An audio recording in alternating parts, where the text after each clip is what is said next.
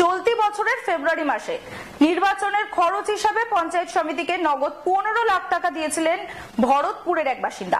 নির্বাচনে জয়লাভের পর বারংবার টাকা চাইলেও হুমকি দিচ্ছেন পঞ্চায়েত প্রধান আলিয়া বেগম। থানায় অভিযোগ দায়ের করলেও পুলিশের তরফ থেকে কোনো পদক্ষেপ নেওয়া হয়নি বলেই জানিয়েছেন ওই ব্যক্তি।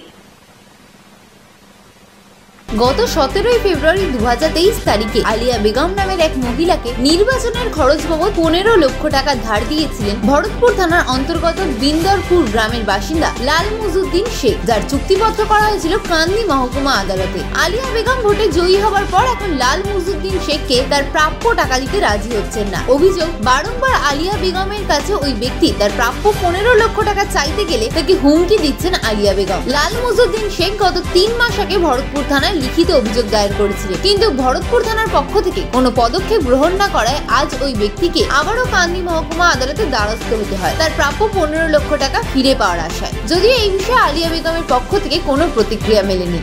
বলছি, হরিশ্চন্দ্রপুর গ্রামের আলিয়া বিবিকে 17 ফেব্রুয়ারি আমি লালমুদ্দিন শেখ টাকা দিয়েছিলাম। আমার বাড়ি গ্রাম বিন্দারপুর, ভরতপুর থানা।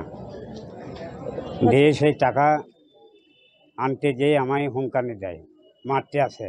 কে হুমকি দেয়? আলিয়া বেগম। আলিয়া বেগম কত তারিখে কত টাকা দিয়েছিলেন আপনি? 17 ফেব্রুয়ারি। আলিয়া বিবিকে? হ্যাঁ। আচ্ছা, কত টাকা? 15 লাখ টাকা কেন ধার নিয়েছিল ভোট গ্রহণ করার জন্য। দিয়ে এখন কি বলছে? এখন আমি আনতে যাই, লোককে জানাতে যাই আমার পেছনে দুষ্কৃতি লাগিয়ে দিয়েছি, মানুষ লাগিয়ে দিয়েছি, আমি বাড়ি থেকে বেরোতে পারি না, আমি মারতে আসছি। থানায় কমপ্লেন করতে যেয়ে আমার কোনো কমপ্লেন কাজ করছে না। ভরতপুর ওসি মানে থানা কোনো কাজ না, করছে কোনো কাজ করছে না। আচ্ছা, এখন আপনি কি চাইছেন? এখন আমি যাতে উদ্ধার হয় সেইটাই আমি চাইছি। বুঝলেন? আচ্ছা, আলিয়া বিবি কি করে? হ্যাঁ, আলিয়া বিবি ওই সমিতির মেম্বার, ব্লকের পঞ্চায়েত সমিতির মেম্বার ব্লকের। কোন পার্টি করে? ও পার্টি করছিল কংগ্রেস, দিয়ে এখন ধরেন তৃণমূলে গেছে। তৃণমূলের প্রভাব খাটিয়ে কি টাকা দিচ্ছে না? না, ওইটাই হচ্ছে, পার্টি চাপ দিচ্ছে আমাকে উল্টেই। আবার তো ভরতপুর থানায় আপনি কতদিন আগে অভিযোগ করেছিলেন? আমি এই 10 মাসের 28 তারিখে, আজ 3 মাস হয়ে গেল, কোনো কাজকাম হচ্ছে না আমার। তারপর এখন কোর্টে এসেছেন? এখন আমি কোর্টে এসেছি, জজ সাহেব যেটা করে দায়িত্ব। কি চাইছেন এখন? আমি এখন টাকাটা উদ্ধার করতে চাইছি। ভয় লাগছে?